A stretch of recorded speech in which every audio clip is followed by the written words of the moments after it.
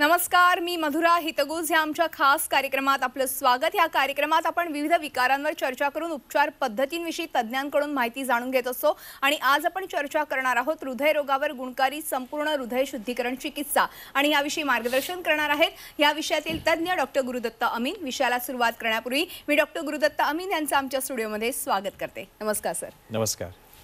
नवीन वर्षाचा खरं तर हा पहिलाच आठवडा आहे आणि गेल्या वर्षाच्या कटू आठवणी सगळ्यांच्या मनात अजूनही रुजू आहेत। कोरोनामुळे संपूर्ण जग अस्थिर झालं होतं। 2020 हे वर्ष कोरोनामुळे खूप काही शिकवून गेलं आणि मुळात आपलं आरोग्य हेच खरं धन आहे आणि हेच आता सिद्ध झालंय। मागचा अनुभव लक्षात घेता अनेकांनी यंदाचा संकल्प म्हणून आपलं आरोग्य हे सुदृढ ठेवण्याचा विडा उचललाय। आज आपण माधवबागच्या संपूर्ण हृदय शुद्धीकरण चिकित्सेबद्दल चर्चा करणार आहोत आणि याविषयी मार्गदर्शन करणार आहेत माधवबागचे डॉक्टर गुरुदत्त अमीन। चला तर आपण लगेच चर्चेला सुरुवात करूया। डॉक्टर पुन्हा एकदा स्वागत आहे। खरं तर आता नवीन वर्ष सुरू झालेलं आहे, तुम्हाला नवीन वर्षाच्या शुभेच्छा। आणि मला माहिती की डॉक्टर म्हणून किंवा सर्वसामान्य म्हणूनही अनेक जण संकल्प करत असतात। 2020 मधले काही संकल्प कोणाचे पूर्ण झाले असतील नसतील, कारण की जो काळ होता तो फारच वाईट होता।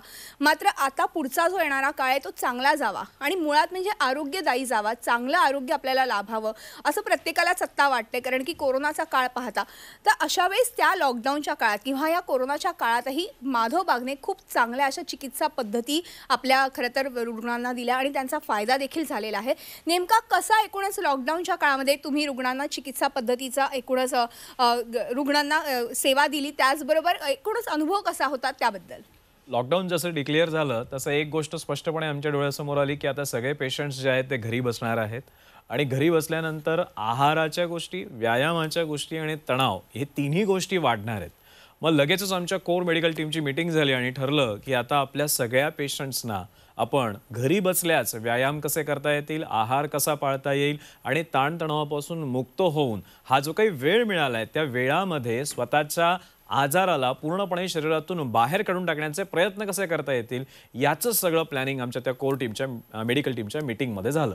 आणि मग लगेचच मागच्या 8-9 महिन्यांमध्ये आम्ही ज्या काही पद्धतीने लोकांपर्यंत पोहोचलो, लोकांना ते घरी असताना आहाराबद्दल, व्यायामाबद्दल, त्यांच्या आजाराबद्दल, त्यांच्या स्ट्रेस लेवल्सबद्दल कंटिन्युअसली मार्गदर्शन वेगवेगळ्या सेमिनारच्या मार्फत, वेगवेगळ्या मी म्हणेन एक प्रकारच्या कॅम्पेनच्या मार्फत, आमचं MIB पल्स नावाचं ॲप आहे त्या ॲपच्या मार्फत माहिती पोचवत गेलो आणि त्याचा परिणाम म्हणून असं झालं की आमचे सारे क्लिनिक्स चालू होते, त्या क्लिनिक्समधून पेशंटला ट्रीटमेंट्स आम्ही देत होतो आणि त्या सगळ्याची परिणती अशी झाली की मागच्या 8 महिन्यांमध्ये एकत्र मिळून साधारणपणे आपण 850 डायबिटीजच्या पेशंट्सना त्यांच्या डायबिटीजमधून पूर्णपणे मुक्त केलंय। म्हणजे त्यांची ग्लुकोज टॉलरन्स टेस्ट निगेटिव्ह केलेली आहे की ज्या काळामध्ये आपण आजारांना घाबरत होतो त्याच काळामध्ये माधवबागनी या 850 पेशंट्सना त्यांच्या डायबिटीजमधून पूर्णपणे मुक्त केलं।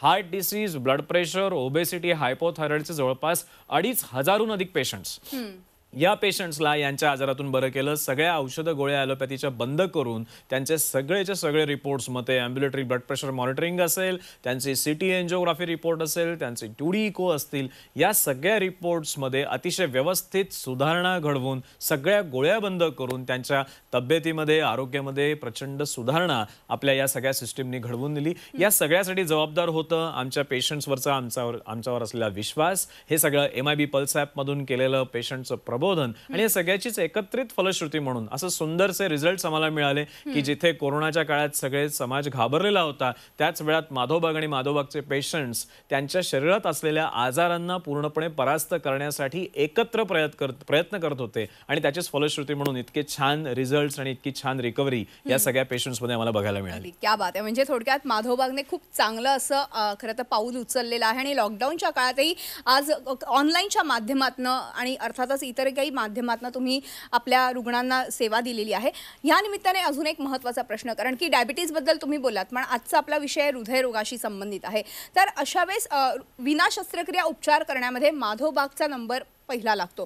तर अशा वेळेस हृदयरोगावरती आज आपण एकूणच जी चिकित्सा पद्धती आणतोय ती नेमकी काय आहे, ती शुद्धीकरण चिकित्सा पद्धती काय आहे त्याबद्दल काय सांगाल? संपूर्ण हृदय शुद्धीकरण चिकित्सा पद्धती याचा अर्थच स्पष्ट असा आहे की हृदय आणि त्याच्या संदर्भातले सगळे आजार याच्यावरती मात करण्यासाठी केलेला एक शास्त्रशुद्ध प्रयत्न। आता या सगळ्या गोष्टीमध्ये बऱ्याच वेळा आपण म्हणतो की डायबिटीज झालाय म्हणजे साखरेचा आजार आहे, त्याचा हृदयाशी संबंध नाही, पण संशोधनामध्ये, रिसर्चमध्ये किंवा मेडिकल टर्मिनॉलॉजीमध्ये एखाद्या पेशंटला डायबिटीज झाला की तो स्टेज 1 ऑफ हार्ट फेल्युअरमध्ये आलेलाच असतो. म्हणजे डायबिटीज झाला याचा अर्थ आपण हार्ट डिसीजचे पेशंट झालेलो आहोत. ब्लड प्रेशर झालंय म्हणजे आपण हार्ट डिसीजचे पेशंट्स ऑलरेडी आहोत. आपल्याला हायपोथायरॉइड आहे, हायपोथायरॉइडसाठी आपण थायरॉइडच्या गोळ्या खातोय, त्यावेळी सुद्धा आपण हृदयरोगाचे पेशंट बनलेलो असतो. ही फॅक्ट आहे आणि म्हणूनच या सगळ्या गोष्टींच्या ट्रीटमेंट्स त्यांना पूर्णपणे शरीरातून बाहेर काढून टाकणं आणि त्याच्याच पुढे जाऊन जर पेशंटच्या रक्तातली चरबी वाढलेली असेल, कोलेस्ट्रॉल हाय असेल, ट्रायग्लिसराईड हाय असेल, LDL हाय असेल, तर ते सर्व नॉर्मल करणं. जर पेशंटच्या हृदयाचं इजेक्शन फ्रॅक्शन, ज्याला पंपिंग पॉवर साधारण भाषेत म्हणतात, ते जर कमी झालेलं असेल तर ते पंपिंग पॉवर वाढवणं आणि सगळ्यात महत्त्वाचं म्हणजे पेशंटच्या हृदयाच्या रक्तवाहिनीमध्ये जर ब्लॉकेजेस जमलेले असतील तर हे ब्लॉकेजेस कमी करणं. याच्यासाठीचे जे काही एक शास्त्रशुद्ध पद्धतीने केलेले प्रयत्न असतात, ज्याला आम्ही संपूर्ण हृदय शुद्धीकरण चिकित्सा म्हणतो, त्याच्यामागचा उद्देशच हा असतो की या हृदयरोगाच्या संदर्भातल्या सर्व आजारांवरती व्यवस्थित एका सिस्टीमनी प्रयत्न व्हावेत आणि त्या आजारातून पेशंटला पटापट मुक्त करण्यात यावं. अगदी. आणि मला वाटतं की ज्यांना खरं तर आजारातून मुक्त व्हायचं असेल तर त्यांनी नक्कीच माधोबागच्या चिकित्सेचा अवलंब करायला हरकत नाही. ज्यांना कोणाला डॉक्टरांची अपॉइंटमेंट घ्यायची असेल तर नक्कीच त्यांनी खाली दिलेल्या नंबरवरती मिस्ड कॉल द्यायचा आहे, डॉक्टरांशी संपर्क साधायचा आणि त्यानंतर ह्या चिकित्सेला सुरुवात करायची आहे. आज आपण पाहिलं तर डायबिटीज, हृदयरोग हे सगळे आजार आता कॉमन झालेले आहेत. प्रत्येक घरात एकतरी असा पेशंट आपल्याला सापडतो. तर अशा या वेळी खरं तर आपलं आरोग्य सुदृढ राहण्यासाठी आणि नवीन वर्ष खूप चांगलं जावं असं प्रत्येकालाच वाटत असेल तर त्यांनी नक्कीच माधोबागच्या या चिकित्सा प्रणालीचा अवलंब करायला हरकत नाही, या चिकित्सा प्रणालीचा उपयोग करायला हरकत नाही. मात्र एकूणच हृदयरोगाच्या रुग्णांबद्दल जर विचार करायचा झाला तर त्याचा कितपत परिणाम एकूणच आपल्या जीवनशैलीवरती होत असतो आणि किती म्हणजे नुकसान आपल्या एकूणच हृदयाचं होत असतं त्याबद्दल काय सांगाल? ज्यावेळी आपण पाहतो की डायबिटीजचा पेशंट आहे, ब्लड प्रेशरचा पेशंट आहे किंवा कोलेस्टेरॉलचा पेशंट आहे किंवा ओबेसिटी, वजन वाढलेला पेशंट आहे, या सगळ्या पेशंट्समध्ये ज्यांना हृदयरोग आत्ता झालेला नाही आहे, परंतु या सगळ्या गोष्टींचा विपरीत परिणाम डेफिनेटली हृदयावरती होत असतो. किंवा एखादा व्यक्ती जो स्मोकर आहे, टोबॅको च्युअर आहे, यांचाही विपरीत परिणाम हृदयावरती होत असतो. आणि हृदय हे एक असं अवयव आहे की जे अवयव लगेच हार मानणारं अवयव नाहीये. हे खूप महत्त्वाचा मुद्दा आहे, तो लक्षात घ्या की छोटासा काही डॅमेज झाला तर तुमचं हृदय तुम्हाला त्याची जाणीव सुद्धा घडवून देत नाही. ते तुमचं हृदय स्वतःहून लढत राहतं त्या आजाराशी आणि त्याचा तो जो काही रिझर्व्ह आहे ना तो खूप मोठा आहे. आणि म्हणूनच कदाचित आपण कुठेतरी गाफील राहतो आणि मग त्याच्यात मोठा काहीतरी आपल्याला फटका बसतो. तर इथे आपल्याला एक समजलं पाहिजे की हे जे काही risk factors for heart disease आहेत, मग त्याच्यामध्ये डायबिटीज आलं, ब्लड प्रेशर आलं, कोलेस्ट्रॉल आलं, ओबेसिटी आलं, सॅडेंटरी लाईफस्टाईल आलं, स्मोकिंग, टोबॅको, अल्कोहोल कन्झम्पशन आलं, या सगळ्या गोष्टी जर आपल्या जीवनामध्ये आहेत तर आपल्याला कुठेतरी या गोष्टींना आता हळूहळू बाहेर काढून टाकलं पाहिजे. कारण हृदय आपल्याला वेळ देत आहे. एक गोष्ट लक्षात घ्या, तुमची साखर वाढली, रक्तातली साखर हवी होती 140 पर्यंत, ती आता आहे 180 किंवा 200. आपल्याला वाटतंय की मला काही त्रास जाणवत नाही, पण थोडासा विचार करा की साखर जर 200 झाली आहे 140 ऐवजी, तर कुठे ना कुठेतरी रक्तामधला गोडपणा वाढलेला आहे, रक्ताची घनता वाढलेली आहे आणि त्याचा विपरीत परिणाम रक्तवाहिन्यांवरती आणि हृदयाच्या मांसपेशींवरती होतोय. भले तो तुम्हाला जाणवत नाहीये पण तो परिणाम होतोय. मग आता आपण वाट बघायची का की माझ्या हृदयाची ताकद पूर्ण संपली आणि हृदयाला त्रास सुरू झाले की मग मी याची चिकित्सा करेन? म्हणजे जसं आपल्या कारमध्ये फ्युएलचा एक इंडिकेटर असतो आणि तो इंडिकेटर ज्यावेळी लाल होतो त्यावेळी आपल्याला कळतं की आता इथे पेट्रोल संपलेलं आहे, भरायची वेळ आलेली आहे. आता पूर्ण पेट्रोल संपल्यानंतर, गाडी थांबल्यानंतर आपण पेट्रोल भरायला जाणार का? तर ही चुकीची पद्धत असेल. ज्यावेळी आपल्या शरीरात अशा आजारांचे इंडिकेटर्स ऑन होतात त्यावेळी इमिजिएटली आपण स्वतःच्या शरीरातल्या हृदयाला स्वस्थ बनवण्याचे प्रयत्न सुरू केले पाहिजेत. डायबिटीज असेल तर त्यातून बाहेर पडण्याचे, ब्लड प्रेशर असेल तर त्यातून बाहेर पडण्याचे प्रयत्न केले पाहिजेत. आणि सगळ्यात मोठी गोष्ट की हे सोपं आहे, हे अवघड बिलकुल नाही. आमच्या लाखो पेशंट्सनी याचा अनुभव घेतलेला आहे. 1-2 ते 3 महिन्यांच्या कालावधीमध्ये तुम्ही तुमच्या या दीर्घ आजारांपासून मुक्ती मिळवू शकता. फक्त शास्त्रोक्त पद्धतीने प्रयत्न आणि 100% डेडिकेशनची गरज असते. ते झालं तर यश निश्चितच मिळतं. अगदी. आता डॉक्टर तुम्ही म्हणालात तसं की हृदयावरती ताण यायला लागतो, पण हा ताण नेमका तुमचं शरीरच तुम्हाला सांगत असतं. म्हणजे 4 पावलं चालल्यावरती तुम्हाला दम लागणं किंवा काहीतरी जिने चढल्यावरती दम लागणं, हे जेव्हा तुम्हाला समजायला लागतं त्यावेळी तुम्ही टेस्ट करणं आवश्यक आहे. मग ह्या टेस्ट नेमक्या कोणत्या करायच्या? कारण ह्या टेस्टमधनंच आपण पुढे नेमकं काय आपल्याला एकूणच सेवा घ्यायची आहे, रुग्णसेवा काय घ्यायची, ट्रीटमेंट काय करायची याबद्दल माहिती मिळू शकते. त्याबद्दल मी सांगेन की जर कुठल्या व्यक्तीला दिसतंय की माझ्या शरीरातलं माझं वजन वाढलंय, माझी साखर वाढते, तर त्यांनी सगळ्यात पहिल्यांदा लिपिड प्रोफाईल टेस्ट करून घेतली पाहिजे. माझं HbA1c लिपिड प्रोफाईल हे काय कळालं तर मला रक्तातल्या चरबीचा अंदाजा येतो की खरोखर चरबीची स्टेटस शरीरामध्ये काय चालू आहे. जर मला चालताना दम लागतो तर मी स्ट्रेस टेस्ट करून घेतली पाहिजे, 2D इको करून घेतला पाहिजे, ज्या तपासण्या नॉन इन्व्हेसिव्ह आहे, ज्याच्यामध्ये काही आपण आतमध्ये चिरफाड करत नाही. जस्ट एक ट्रेडमिलवरती पळून आपण हृदयाची कार्यक्षमता तपासतो किंवा 2D इकोमध्ये जस्ट हृदयाची सोनोग्राफी करून आपण हृदयाच्या मांसपेशींची, व्हॉल्व्सची आणि हृदयातल्या रक्तपुरवठ्याच्या एका फ्लो पॅटर्नची एक अभ्यास करत असतो. तर या 2 तपासण्या करून घेतल्या पाहिजेत. 2D इकोमध्येच आता एक नवीन 2D इकोची तपासणी आली आहे ज्याला ग्लोबल लॉन्जिट्युडिनल स्ट्रेन म्हणतात, की ज्या ठिकाणी आपण हृदयाच्या मांसपेशींच्या रक्तपुरवठ्याचा पण अंदाज घेऊ शकतो. ही मशीन्स माधवबागच्या दोन्ही हॉस्पिटल्समध्ये आपण इम्प्लांट ठेवलेली आहेत की ज्याचा वापर करून आपण हृदयरोगाला योग्य वेळी आयडेंटिफाय करू शकतो. या सगळ्या तपासण्या जर बेसिक आपण केल्या तर निश्चितच आपण हृदयरोगाच्या स्थितीला वेळेत ट्रॅक करू शकतो. आणि जसं मगातपासून मी सांगतोय की तुमच्या हृदयाकडे खूप मोठा रिझर्व्ह आहे. रिझर्व्ह म्हणजे राखीव, त्याची जी कॅपॅसिटी आहे ना ती बरीच आहे. त्यामुळे ती पूर्ण संपून जाईपर्यंत वाट बघू नका, कारण पूर्ण संपेपर्यंत तुम्हाला जास्त लक्षणं जाणवणार नाहीत.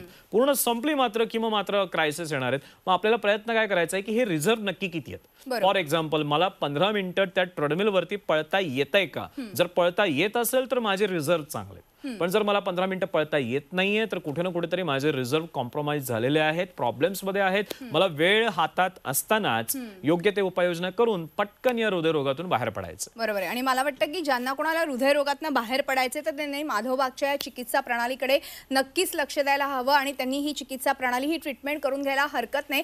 ज्यांना कोणाला ही ट्रीटमेंट करायची असेल त्यांनी खाली दिलेल्या नंबरवरती मिस्ड कॉल द्यायचा आहे आणि अर्थातच डॉक्टरांशी संपर्क साधायचा आणि तज्ज्ञांचा सल्ला घेऊनच पुढे ट्रीटमेंट करायची. डॉक्टर, बऱ्याचदा असं होतं की हृदयरोग म्हटल्यावरती ताबडतोब आपल्याला काही अँजिओप्लास्टी, अँजिओग्राफी या सगळ्या ट्रीटमेंट कराव्या लागतात. पण आपली जी हृदयरोगाची संपूर्ण शरीर चिकित्सा प्रणाली आहे, शुद्धीकरण चिकित्सा प्रणाली आहे, त्यामध्ये वेळ जातो किंवा कुठेतरी म्हणजे आपण म्हणतो ते काय म्हणतात पंचकर्म आहेत, आता ह्याच्यामध्ये वेळ जात असेल तर मग ही योग्य ठरू शकते त्या रुग्णांसाठी? त्याबद्दल काय सांगा? आपला बराचसा आपल्या शास्त्राकडे बघण्याचा दृष्टिकोन कुठेतरी एक नकारात्मक या लोकांनी करून ठेवलेला आहे की आयुर्वेद म्हणलं की खूप वेळ लागतो. असं बिलकुल नाही. आता एक स्पष्टपणे सांगतो, आम्ही जे कंटिन्युअसली रिसर्च करत असतो त्या रिसर्चमधला एक पार्ट होता आणि त्या पार्टमध्ये आम्ही तपासत होतो की एंजिओप्लास्टी नंतर हृदयाची कार्यक्षमता सुधारून ट्रेडमिलवरती पळण्याची ताकद किती वाढते.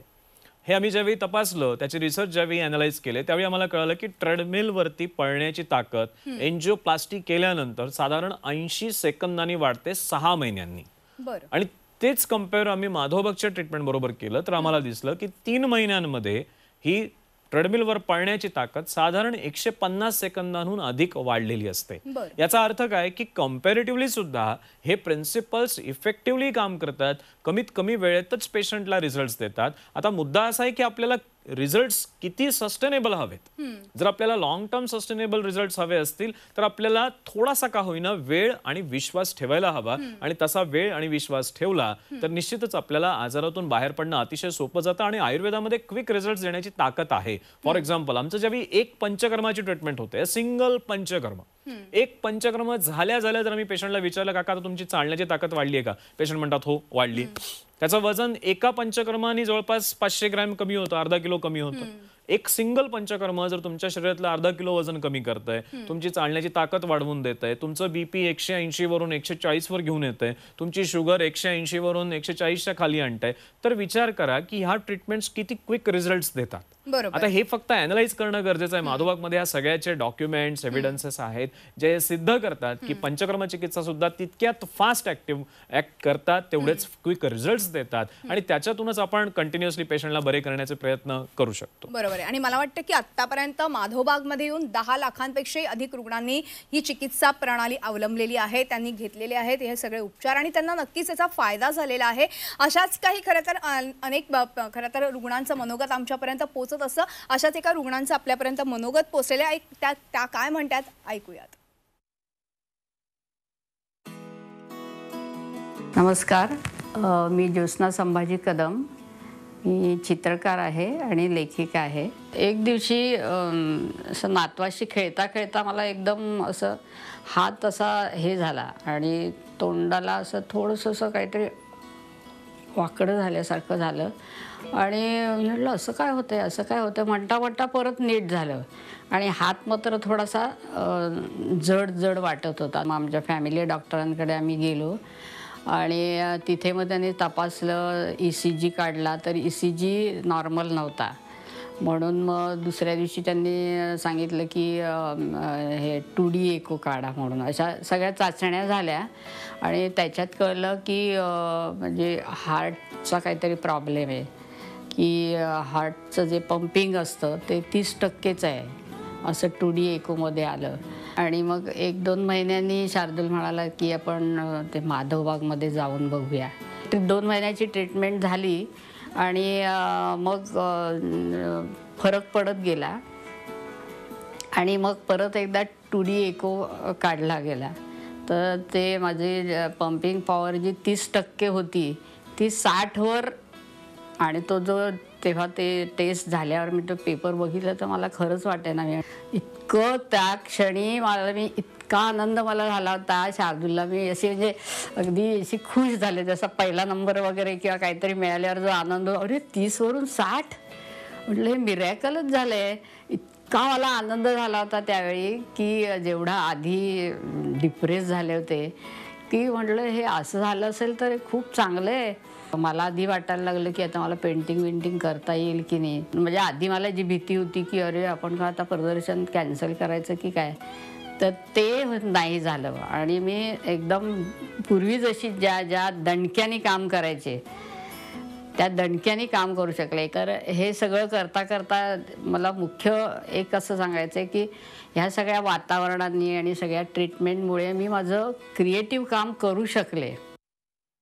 अगदी म्हणजे अशाच खरं तर अनेक रुग्णांचे मनोगत आपल्यापर्यंत नेहमीच पोहोचत असतात आणि अशाच प्रतिक्रिया येत असतात. कारण की माधवबागमध्ये एकूणच चिकित्सा घेतल्यानंतर इतका चांगला फायदा त्या रुग्णांना होतो आणि बऱ्याचदा ऑपरेशन टळलं जातं, अँजिओप्लास्टी टळली जाते आणि नक्कीच त्याचा फायदा होतो किंवा अँजिओप्लास्टी नंतरही आलेले रुग्ण खूप चांगले असे ठणठणीत बरे होतात. मला हे विचारायचं आहे की हृदयरोगाची सुरुवात साधारणतः कशी होते, काय नेमकी कारणीभूत असू शकतात? हृदयरोगाची सुरुवात होताना त्याच्यामध्ये सगळ्यात पहिला भाग जो होतो तो म्हणजे हृदयाच्या रक्तवाहिन्यांमध्ये डॅमेजची प्रक्रिया सुरू होणे. आपल्या हृदयाचं काम आहे सगळ्या शरीराला रक्त पुरवणं. जवळपास 5 लिटर रक्त तुमचं हृदय बसलेले असताना सगळ्या शरीराला पोचवतं आणि धावताना ते जवळपास 17 लिटर रक्त पोचवत असतं. आता हे जे काही एवढं मोठ्या प्रमाणात ते रक्त सगळ्या शरीराला पुरवतं, हे काम करत असताना हृदयाच्या मांसपेशींना स्वतःला सुद्धा रक्त लागतं आणि ते रक्त कोरोनरी आर्टरीजच्या माध्यमातून हृदयाच्या मांसपेशींपर्यंत पोचत असतं. आता ज्यावेळी या रक्तवाहिन्यांमध्ये काही गडबडी सुरू होतात, गडबडी म्हणजे काय, तर रक्तवाहिन्या हळूहळू कडक व्हायला लागतात किंवा रक्तवाहिन्यांमध्ये चरबी साठायला लागते किंवा रक्तवाहिन्यांची लवचिकता कमी होते आणि मग ह्या सगळ्या गोष्टी झाल्या की रक्तपुरवठा हृदयाचा पर्याप्त होत नाही.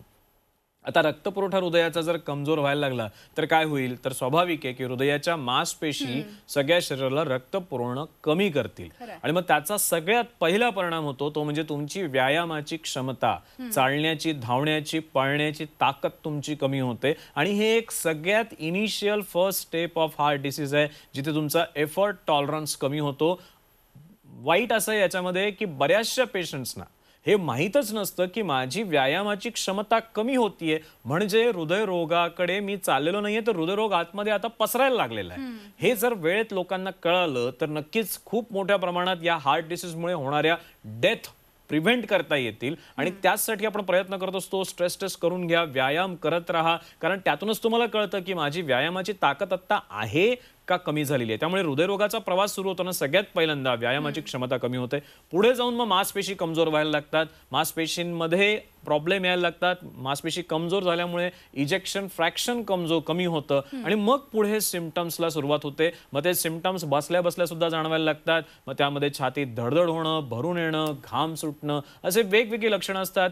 काही वेळा जर हृदयाच्या रक्तवाहिनीमध्ये रक्ताची गुठळी तयार झाली तर मग मात्र जीवघेणा हार्ट अटॅक सुद्धा येऊ शकतो. या सगळ्या स्थितीवर मात करायची असेल तर ज्यावेळी तुमच्या हातात वेळ आहे त्यावेळी या हृदयरोगाचा जो काही तुमचा तो प्रवास आहे तो रिव्हर्स करायचा किंवा इथे यू टर्न घ्यायचा प्रयत्न करा. तो यू टर्न तो घेताना तुम्हाला जी मदत लागेल ती करण्यासाठी माधवबाग निश्चितच आहे आणि तो यू टर्न आपल्याला कसा घ्यायचा आहे तर आपल्या जीवनामध्ये बेसिक फंडामेंटल बदल घडवून तो युटर्न घ्यायला लागेल. आपली विचार करण्याची पद्धत, आपली व्यायामाची पद्धत, आपली आहाराची पद्धत, या सगळ्या गोष्टींमध्ये एक 180 डिग्रीनी ज्यावेळी आपण युटर्न घेऊ त्यावेळी आपल्या हृदयरोगाच्या रिव्हर्सलच्या ट्रॅकवर जाऊ आणि आजारातून बाहेर पडणं अतिशय त्यातून सोपं होईल. बरोबर आहे. आणि मला वाटतं की प्रत्येकालाच या आजारातनं जर बाहेर पडायचं असेल, ज्यांना कोणाला हृदयरोगाचा त्रास असेल, सुरुवातही असेल, त्यांनी नक्कीच ह्या खरं तर हृदय चिकित्से प्रणालीकडे वळायला हरकत नाही. डॉक्टर, मगासपासून आपण खरं तर एकूणच हृदय शुद्धीकरण चिकित्सेबद्दल बोलतोय, मात्र यामध्ये कुठल्या कुठल्या गोष्टींचा खास करून समावेश आहे